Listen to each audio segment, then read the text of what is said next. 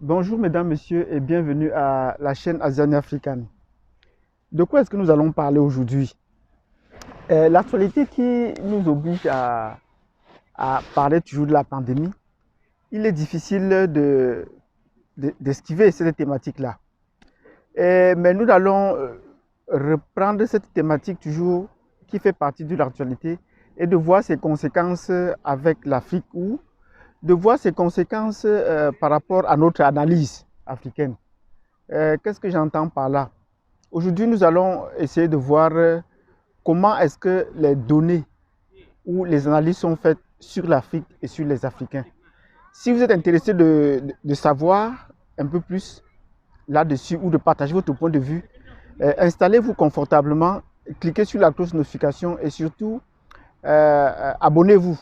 Abonnez-vous auparavant pour que ça puisse élargir notre communauté, pour que ça puisse, qu'on puisse construire une famille assez plus large et assez plus soudée.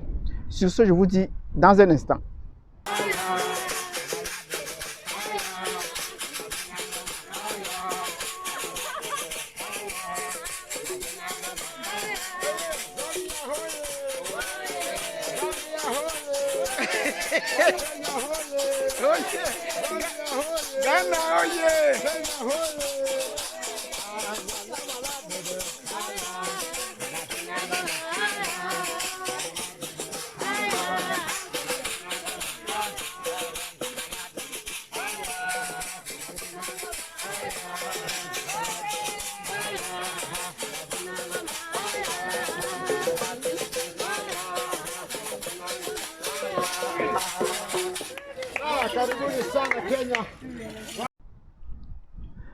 Bienvenue donc à la chaîne Asian African. Nous avons dit que nous allons analyser, faire une analyse de la communication sur la pandémie actuelle. Et comment est-ce qu'il est vu du point de vue africain et comment est-ce que les autres voient l'Afrique dans ce sens. Vous savez, au départ de cette pandémie, il était question, on était surpris que jusqu'au mois de mars, il n'y avait pas encore, début du mois de mars, il n'y avait pas encore d'infection. Et les autres, les organisations internationales et même les autres peuples, les Européens notamment, ont crié que si l'Afrique n'est pas encore infectée, le pire va arriver. Et ce pire-là, c'est l'OMS, par la voix de son représentant, qui l'a dit. Et je vous rappelle que le directeur actuel de l'OMS, c'est un Africain d'origine éthiopienne.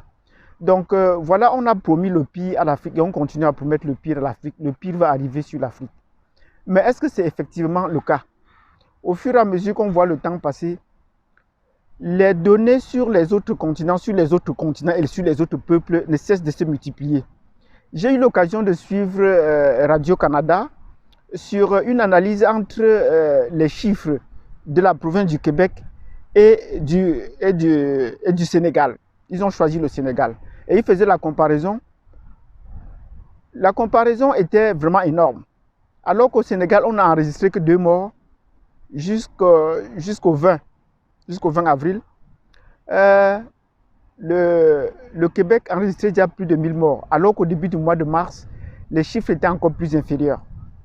Donc il y a eu une certaine grimpée, une montée rapide des cas d'infection au Québec et également des cas de décès. Ils sont plus nombreux. Donc jusque-là, et cela, ça pousse les autres toujours à s'interroger. Et la commentatrice sur cette chaîne-là, ou la spécialiste qu'on avait invitée, a dû dire que les chiffres, parfois, comme on dit que les chiffres ne sont pas exacts sur l'Afrique, elle a dit qu'il y a beaucoup de gens qui seraient en train de mourir, mais qui ne seront pas comptabilisés à l'hôpital.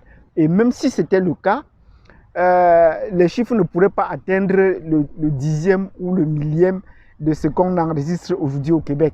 Donc, toute proportion gardée, les chiffres ne croissent pas toujours en Afrique. Mais comment est-ce que les Africains, on perçoit donc les Africains dans ce sens? Vous avez suivi depuis le début du mois d'avril une persécution des Africains résidant en Chine. Puisque la Chine est en train de résorber cette crise-là, certains extrémistes ont pensé et pensent que les Africains pouvaient être porteurs de ce virus et les réinfecter. Ce qui n'était pas vrai. Ce qui n'était pas vrai, il faut le dire à haute voix, ce n'est pas vrai, c'est faux. Ils ont fait une analyse dans la ville de Canton, qui compte près de 15 millions d'habitants. Et dans cette ville-là, on a enregistré près de 144 infections. Et sur les 144 infections, il y avait 15 Africains. Et de ces 15 Africains, on a estimé que c'est eux qui faisaient la propagation, qui devaient refaire la propagation du virus en Chine. Et pour cela, ils ont été ciblés et ont été maltraités. Mais on n'a rien dit à propos des autres nationalités qui ont été recensées dans les 150. Et vous voyez que ce taux de proportion, c'est largement inférieur à 10%, mais jusque-là, ils sont facilement ciblés. C'est facile de cibler une population et de l'attaquer. Mais une fois de plus, les Africains ne sont pas laissés faire. La réaction, même si elle est timide en Afrique, commence à se faire ressentir, puisque certaines autorités, comme au Kenya, comme en Guinée, comme en Afrique du Sud, cherchent maintenant à comprendre comment est-ce que les Chinois peuvent être plus de 10 millions sur le continent africain. 10 millions, c'est énorme, 10 millions, alors qu'on n'a pas ces chiffres-là des Africains installés en Chine. Donc, il y a un traitement biaisé de l'information qui a tendance à vouloir stigmatiser à tout prix les Africains. On sait, ils ne réagissent jamais, même le dire, ils ne le font pas. Et ce qui a défrayé la chronique en Afrique de l'Est tout récemment, c'est que non seulement le Kenya a exporté les Chinois d'origine taïwanaise en Chine, mais il y a eu un jeune Chinois qui a considéré que les Africains étaient des singes et même que le président kenyan, en prononçant effectivement son nom, était également un singe. Or, les internautes ont stipulé je ne sais pas, ont beaucoup gesticulé là-dessus et beaucoup d'entre eux ont estimé, des Kenyans notamment, comme il a commis un crime sur le sol africain et au Kenya, qui devait être jugé et condamné au Kenya, on ne devait pas l'extrader. Donc on a estimé qu'on lui a encore fait un traitement de faveur. Parce que ceux des Africains qui sont enquêtés ailleurs, ils sont condamnés sur le sol extérieur, ils ne sont pas rapatriés en Afrique. Donc voilà déjà un traitement différent de l'information. En ce qui concerne le nombre d'infectés, on va prendre le cas des États-Unis. Aux États-Unis, on estime que les Africains sont en train de mourir ou les Afro-Américains sont ceux qui meurent le plus. Et on vous donne les chiffres un peu biaisés dans la population. Un État qui compte peut-être 20% des Noirs, mais on se rend compte que 70% des décès liés à cette pandémie est d'origine noire. Voilà comment est-ce qu'on fait une recherche ciblée pour essayer de stigmatiser une communauté. Mais jusque-là, on ne nous a pas encore dit le nombre d'Indiens, le nombre d'Asiatiques ou le nombre d'Européens qui sont morts aux États-Unis suite à cette pandémie. Mais on a plutôt cherché à comprendre qu'il y a beaucoup, ou à diffuser que la communauté noire est plus touchée par cette pandémie-là. Mais est-ce que c'est vrai? Si c'est vrai, nous sommes d'accord. Mais si ce n'est pas vrai, il faudrait qu'on nous sorte les statistiques sur les autres peuples. Donc voilà ce que nous avions à dire là-dessus. Quand il y a peut-être 90%, en fait, quand il y a plus de 1000 morts par jour en Italie ou en Espagne, on ne nous dit pas l'origine de ces gens-là. On dit que des Espagnols, 1000 Espagnols sont morts ou 1000 Italiens sont morts. Et on devait faire également le cas aux États-Unis en disant 700 ou 800 Américains sont morts ce jour. Que d'aller à l'intérieur des décès et de cibler bien que la communauté noire, alors qu'on sait que la communauté américaine est une communauté multiculturelle. On ne nous a pas dit le nombre de Latinos qui sont morts, on ne nous a pas dit le nombre d'Européens qui sont morts ou le nombre d'Asiatiques qui sont morts. Or, toutes ces communautés sont bien présentes aux États-Unis. Donc voilà le traitement de l'information qui est déjà biaisé à la base pour chercher à stigmatiser absolument la communauté black, la communauté noire. Il faudrait donc que nous prenions conscience que le traitement de l'information ou la narration parfois peut être nuancé juste pour stigmatiser une communauté. Et il nous revient à nous de dire ou de parler, de dire, parce que dans une précédente vidéo, nous avons déjà dit qu'il fallait réagir. Et la réaction à mon niveau, c'est de parler, c'est de dire que le traitement de l'information est inégal.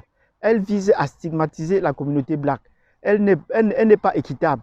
Parce que si aux États-Unis, par exemple, on essaie de dire que les blacks sont ceux qui meurent le plus dans la communauté, il faudrait qu'on nous dise aussi, ici également le nombre de Latinos qui meurent dans la communauté et pourquoi pas le nombre de Chinois ou d'Asiatiques qui meurent dans cette communauté-là.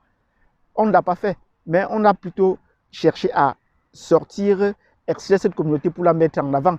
Mais il y a des gens qui, on estime qu'il y aurait 15 millions de blacks en Europe. Mais combien sont donc attaqués? Jusque-là, on ne nous a pas donné ces chiffres-là. Mais par rapport au cas des États-Unis, c'est un cas qu'il faut bien suivre. Donc, chers frères et sœurs, soyez forts déjà dans l'esprit. Ne soyez pas attaqués par cette peur. Évitons d'avoir peur. Il faut être fort dans l'esprit de savoir que cette maladie, si nous l'attrapons, si nous en mourons, c'est nous qui l'aurons choisi. Parce que nous avons tout ce qu'il faut pour nous soigner. Et je l'ai déjà dit dans plusieurs vidéos.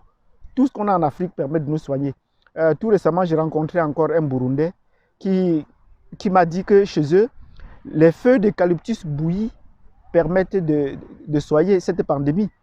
Or, vous voyez qu'on a un peu de tout pour soigner l'aloe vera, toutes les herbes qui permettent de nous soigner. De toutes les façons, pour le moment, les nutritionnistes ou les médecins estiment que toutes les plantes consommables par l'homme qui ont un pH nettement supérieur à 5, ça peut non seulement rebooster votre immunité, mais ça peut également permettre de combattre cette maladie.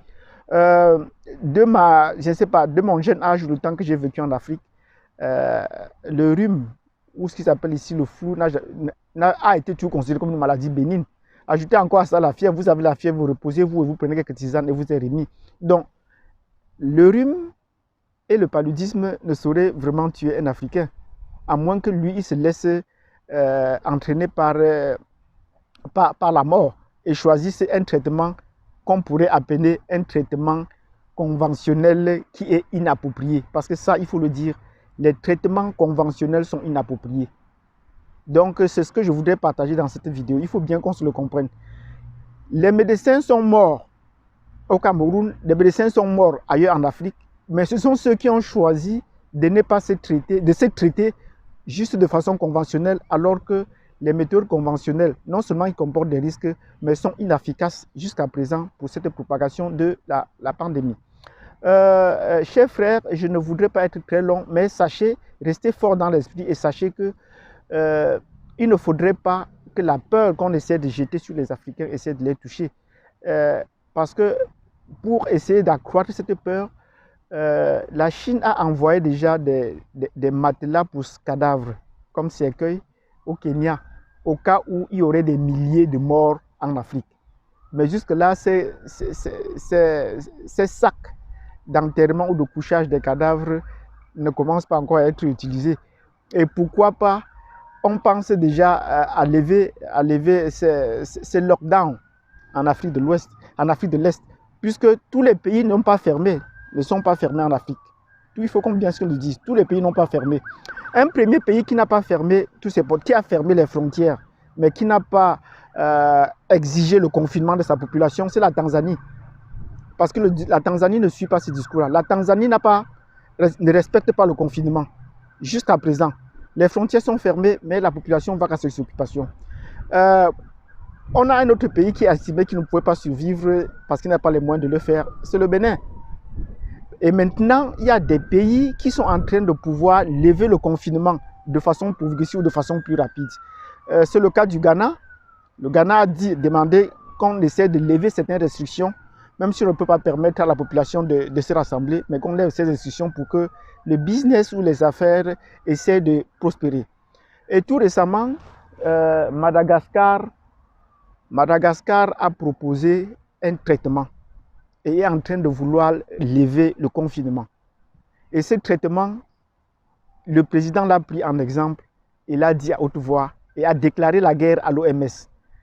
Nous allons revenir dans la prochaine vidéo. Merci de m'avoir suivi jusqu'à présent. Nous allons revenir dans la prochaine vidéo sur le cas de Madagascar. Madagascar est un cas atypique sur lequel il faudrait qu'on s'accroche. Non seulement parce que c'est un pays francophone, mais ce pays a également d'autres caractéristiques qu'il faudrait bien qu'on nous en prenions. Si vous êtes intéressé de savoir ce qu'on va dire prochainement à propos de la pandémie du coronavirus, du cas de Madagascar et du traitement qu'il a proposé, abonnez-vous, cliquez sur la cloche de notification et surtout, laissez-nous des commentaires sur votre proposition ou sur vos suggestions que nous avons fait aujourd'hui portant sur le traitement biaisé de l'information qu'on fait en essayant de cibler la communauté noire, la communauté black qui est tout targetée pour dire qu'eux, ils ne sont pas, qu'eux, ils sont peut-être les plus malades. Et même jusqu'ici, quand les gens vous regardent, ils ont tout tendance à croire que vous êtes les plus infectés alors que c'est eux. Donc, soyez forts dans votre esprit, soyez forts dans votre tête pour savoir, pour rejeter Et nous allons revenir sur le plan spirituel pour rejeter tout ce qui pense de mal sur l'Afrique, tout ce qui pense de mal de vous, pour rejeter ça contre eux. Comme on dit en anglais, back to the sender. Back to the sender. Que tout ce qui pense de mal de vous retourne contre eux. Merci d'avoir suivi cette vidéo. Je vous donne rendez-vous demain pour une prochaine émission. Nous allons parler, si vous êtes d'accord, sur le Madagascar ou sur un autre pays. Merci de m'avoir suivi et nous vous souhaitons une excellente journée.